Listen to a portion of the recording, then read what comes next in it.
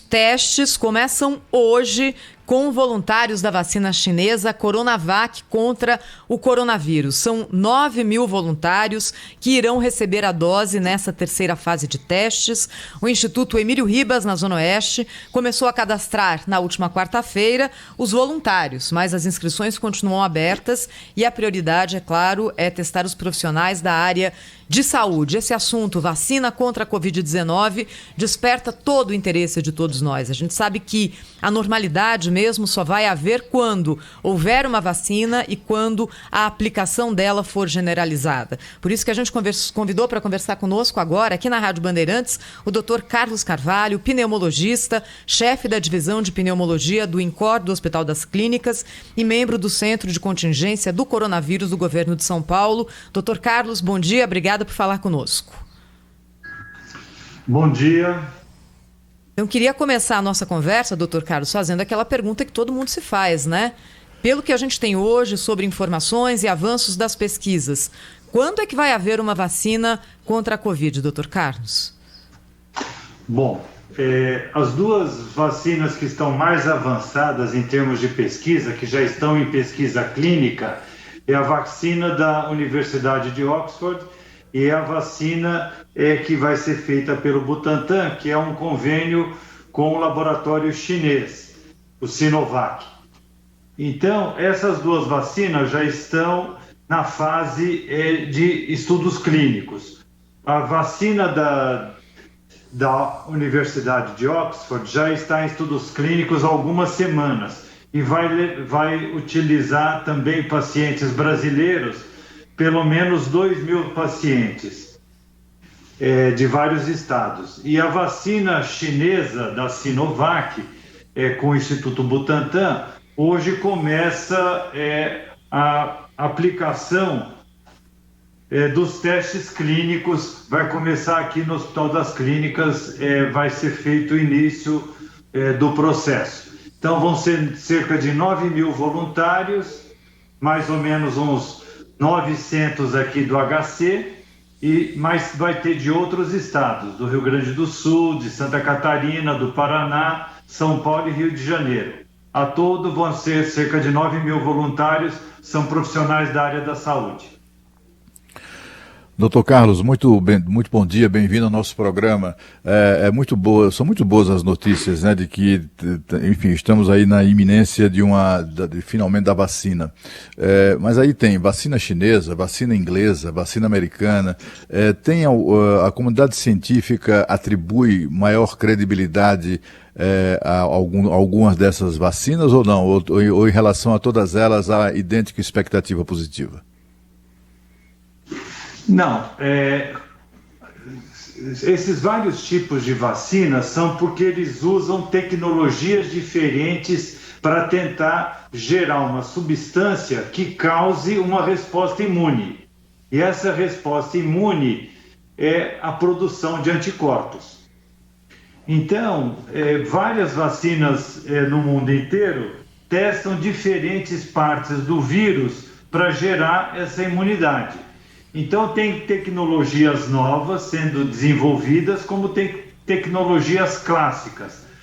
Por exemplo, a vacina de Oxford é uma tecnologia nova, então que nunca foi usada anteriormente em vacinas. A tecnologia para gerar a vacina chinesa, que o Butantan vai fazer, é um tipo de tecnologia que é mais conhecido. Por exemplo, o próprio Butantan utiliza essa tecnologia para a produção de outras vacinas. Então ela é mais fácil do ponto de vista temporal de ser utilizada. Agora, só os testes vão dizer se aquela vacina vai ser útil ou não.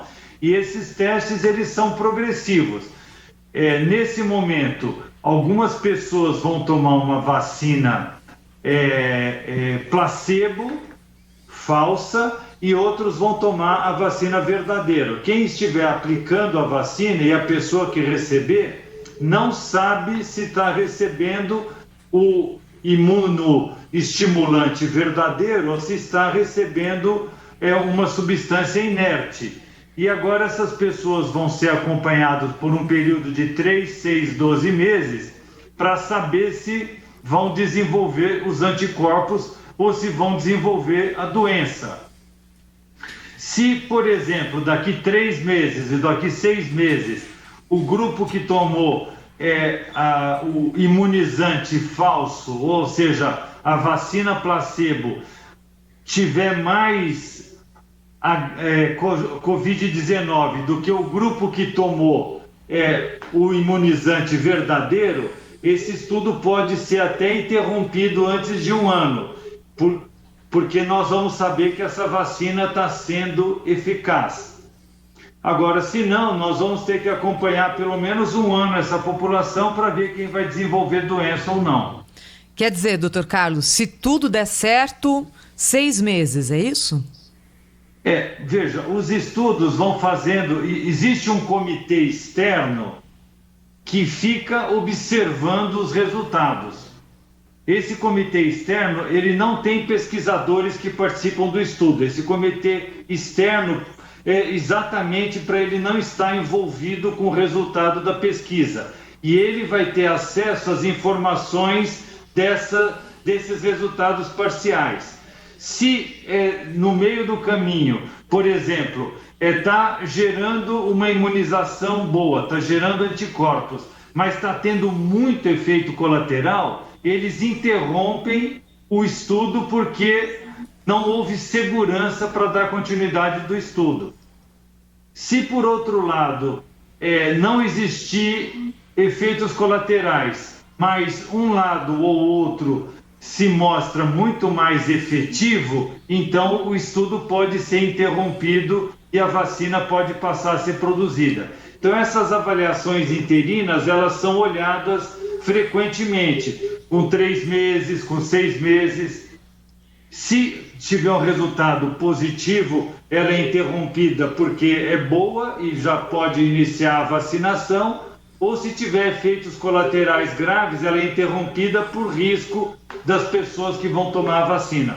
Agora, chegar a essa fase 3, né, depois de pouco tempo, né, de estudos assim, já é algo a ser comemorado num curto período de tempo, doutor Carlos, porque claro que o Brasil, né, tem vanguarda aí nessa história de vacina, mas as projeções iniciais colocavam para muito mais distante a possibilidade de termos realmente uma vacina para o coronavírus. Já há algo a ser comemorado até aqui?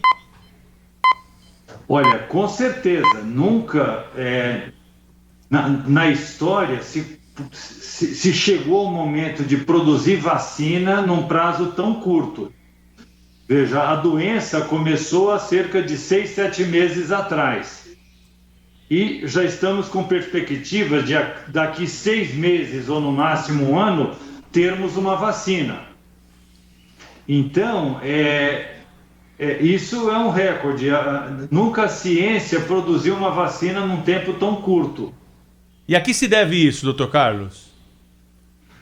2 coisas.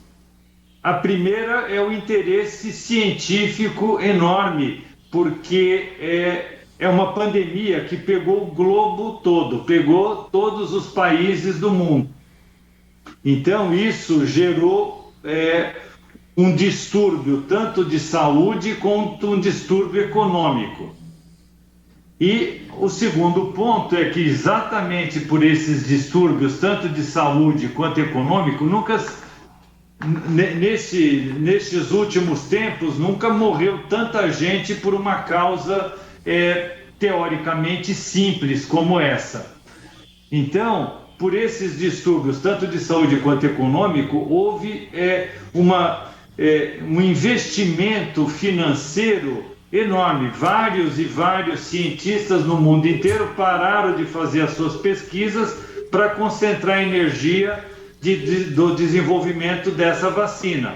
E para isso eles receberam aportes financeiros que possibilitaram adaptar os seus laboratórios, adaptar fábricas para produzir isso. Doutor Carlos, quando houver, e a gente bate aqui na madeira, né, para que venha logo a certeza de que essa vacina funciona, qual é o tempo que se demora para a produção em massa?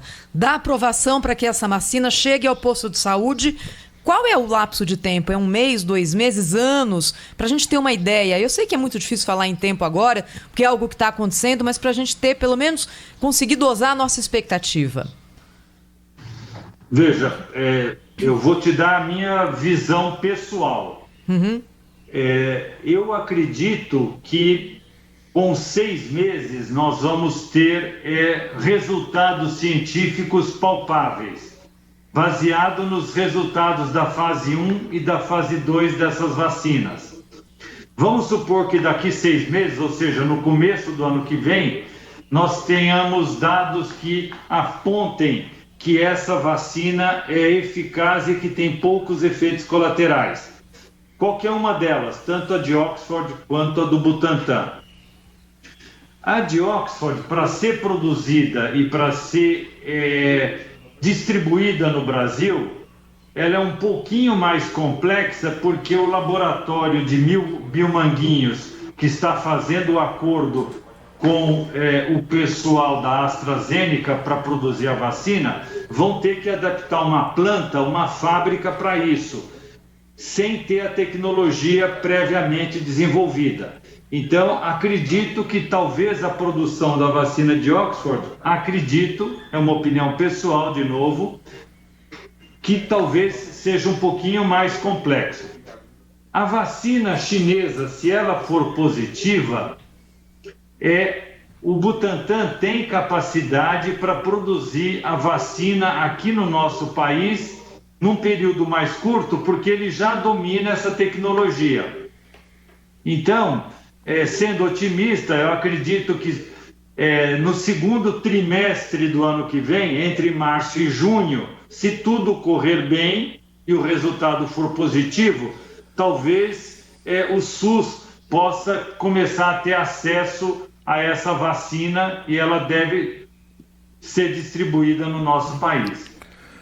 Doutor Carlos, esse laboratório que está associado à pesquisa em Oxford, ele já anuncia, ainda para este ano, a produção de cerca de 2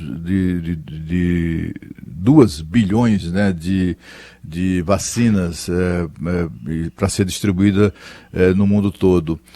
Isso não coloca essa vacina de Oxford mais factível, mais próxima, né, mais perto mesmo, né, de uma imunização em massa de todo o mundo? Veja, eu não conheço se eles têm capacidade de produzir 2 bilhões de vacina.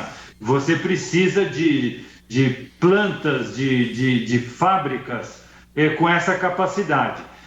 A vacina de Oxford, como ela saiu um pouco na frente, tem vários países que já fizeram encomendas de um número muito grande de vacinas para serem distribuídas para a sua população. Então, se existirem laboratórios capacitados para produzir essa vacina nessa quantidade, com certeza eles vão sair na frente. De novo, agora é o lado da questão econômica, né? Quem dominar essa tecnologia e puder fazer essa produção, obviamente isso vai ter um retorno financeiro enorme. Então, o laboratório privado que está associado à Universidade de Oxford deve estar fazendo todo o possível para ter essa produção. E vários países estão pré-comprando essa vacina que seria produzida por esse laboratório do Reino Unido. Dr.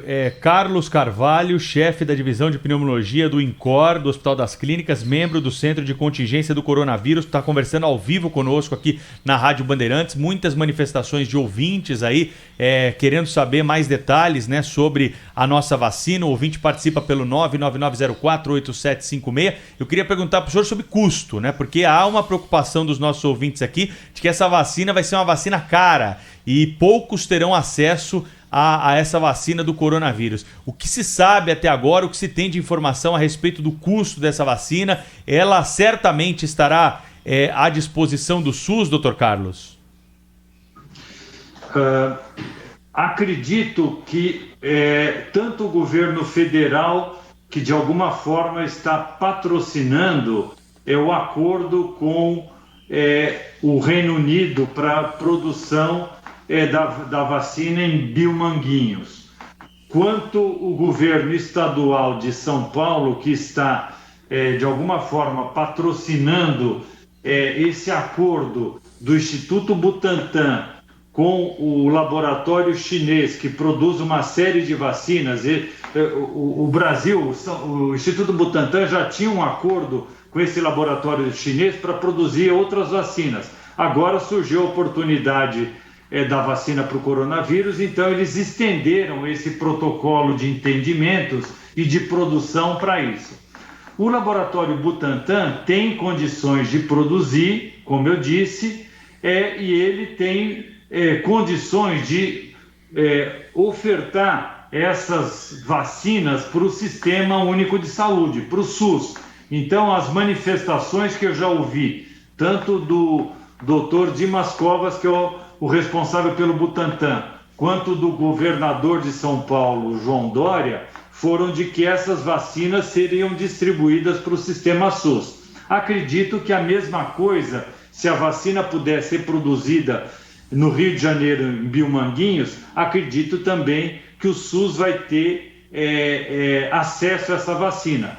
Veja, ela pode até ser vendida em laboratórios, em clínicas particulares, mas há um interesse enorme do governo de que toda a população sensível seja vacinada, porque o desastre econômico é muito grande, né? O Brasil, assim como outros países do mundo, estão entrando em recessão por causa dessa pandemia. Então, o investimento do governo para distribuir essa vacina gratuitamente para a população é enorme. Eu não vejo sentido. O custo dessa vacina ele é irrelevante em relação à vantagem de se vacinar a população. E sobre a distribuição, né? Se, por exemplo, se essa terceira fase de testes, né? E a gente torce por isso aqui, como disse a Thaís, tenha o resultado esperado no curto período de tempo possível. Como é que fica a distribuição dessa vacina, né? O Brasil vai ter prioridade em relação ao resto do mundo? Já há alguma tecnologia sendo aí estudada, né? Alguma estratégia sendo estudada para a distribuição dessa vacina pelo mundo? Porque todo mundo vai querer a vacina, né, doutor Carlos?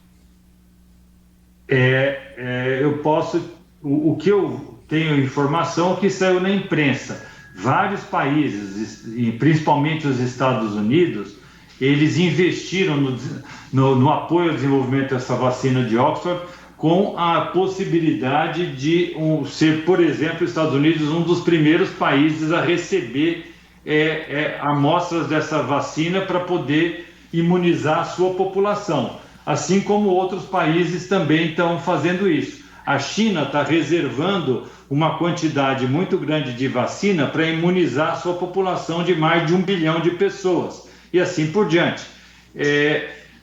Acredito que nesse acordo, tanto o governo federal para a vacina de Oxford, e tenho certeza que o governo estadual para a vacina do Butantan, a vacina sendo produzida aqui no Brasil, é mais fácil dela ser automaticamente liberada e dispensada para a população brasileira. Isso deve estar nos acordos que foram feitos com esses laboratórios produtores, né? O que eu ouvi do Dimas Covas, que esse acordo para a vacina que está sendo desenvolvida com o Butantan, existe uma cota de vacinas realmente para ser distribuídas aqui em São Paulo e no Brasil inteiro via SUS. Doutor Carlos, agora queria perguntar ao senhor, como integrante do Centro de Contingência do Coronavírus em São Paulo, o que é que está acontecendo com o nosso interior do estado, hein? A gente ontem teve a divulgação do dado da última semana, aumento no número de mortes de 14%, com a situação mais grave no interior, com essa alta de 24%. O que está acontecendo, doutor Carlos? Bom, na realidade, é a evolução de uma epidemia. A epidemia, ela começa num local e por um vírus que se espalha como esse, que depende da proximidade das pessoas, e ele se espalha pela via aérea, ele se espalha principalmente através de gotículas que são eliminadas quando falamos, quando tossimos, quando espirramos. Esse vírus ele atinge uma determinada distância e ele pode atingir outras pessoas. Então ele começa num centro, isso ocorreu em Wuhan, na China, ocorreu no norte da Itália, ocorreu em Nova York, ocorreu aqui em São Paulo. Ele entrou pelo aeroporto de Guarulhos, se espalhou no centro da capital, depois foi para a periferia, aí depois ele começou a atingir as cidades da Grande São Paulo, as cidades próximas de São Paulo, e agora ele está chegando no interior um pouco mais distante. É a evolução de uma onda da epidemia. O vírus vai se espalhando, ele precisa do contato entre pessoas para poder se espalhar. Se esse contato for limitado, como ocorreu em São Paulo, você segura um pouco essa onda, você segura esse espalhamento. Então, num primeiro momento, aquela restrição da população sair nas ruas, tudo isso trouxe uma vantagem. A segunda onda de vantagem foi o bloqueio, o uso da máscara. O uso da máscara foi fundamental para impedir que o vírus se espalhasse de forma muito grande aqui na capital. No interior, as pessoas tiveram mais resistência a usar a máscara e o vírus vai chegando e vai se espalhando um pouco por lá. Mas eu espero que isso esteja passando também, porque a onda está indo embora. Doutor Carlos, é exatamente sobre isso que eu queria lhe falar. O senhor se referiu ao fato de que o interior resiste mais ao uso de máscaras. Porque, assim, o que intriga é que já havia... Quando chegou em São Paulo, né, chegou primeiro em São Paulo, na verdade, ninguém sabia direito como fazer, como agir, como se comportar diante do vírus, né? Era uma novidade muito ruim, mas, sobretudo, havia ali uma grande inexperiência do mundo inteiro sobre como lidar com isso. Mas, assim, já lhes passavam 3, 4 meses da chegada do vírus, quando ele chegou com força no interior de São Paulo. Não tinha como usar essa experiência, uma experiência que foi adquirida lá atrás, né, na chegada do vírus ao nosso país, para tentar minimizar, digamos assim, a sua disseminação no interior, porque fica parecendo até que o interior não estava nem sequer prevenido disso, talvez, ou não tivesse tomado algumas cidades, né, não tivesse tomado os cuidados necessários. Faltou isso? Veja, a Secretaria da Saúde e o Centro de Contingência veio ao longo do tempo sempre se posicionando de uma maneira a restringir essa movimentação. E vários setores, principalmente os setores mais preocupados com a economia, entendiam que essa restrição não seria tão necessária assim. E alguns secretários da saúde de alguns municípios, assim como alguns prefeitos, num primeiro momento, como a sua cidade não estava tendo um número muito grande de casos, não foram tão aderentes à orientação que vinha da Secretaria da Saúde do Estado e do Comitê de Saúde do Centro de Contingências. Em parte, até eu entendo isso, porque a capital e a Grande São Paulo estavam pegando fogo, enquanto que o interior tinham casos isolados, de pessoas que tinham vindo a São Paulo e voltado, ou pessoas que estavam em São Paulo e foram visitar alguém no interior. Então, o número de casos era bastante pequeno. E as pessoas não sentiam aquilo nos seus hospitais, não tinham o problema chegado até cidades como Campinas, até cidades como Ribeirão Preto. Passado o tempo, a capital paulista foi tomando as suas medidas e a restrição foi levada mais a sério, e a capital paulista conseguiu diminuir essa onda, essa curva, e na capital, e isso também ocorreu no interior. O que foi feito foi mitigar o problema aumentando a capacidade assistencial. Então, se orientava o secretário de saúde e a prefeitura que a restrição devia ocorrer, mas houve alguma resistência no início. Até alguns prefeitos que no início foram contra e fizeram abertura, quando veio o Plano São Paulo, que foi um plano faseado, e mostrando que, olha, a sua cidade está em amarelo, mas o município de São Paulo está no laranja, quase no vermelho, em volta de São Paulo ainda está vermelho. Tome cuidado porque vai para aí. Então, e fomos mapeando e fomos percebendo, à medida que a pandemia, a epidemia caminhou para o interior, fomos monitorando essas cidades e colocando mais leitos de UTI, colocando mais equipamentos para que a população não ficasse desassistida. Mas aí eu estou tratando a doença depois que se instala. O que nós estamos discutindo e que você colocou é o que teria que ter sido feito para prevenir.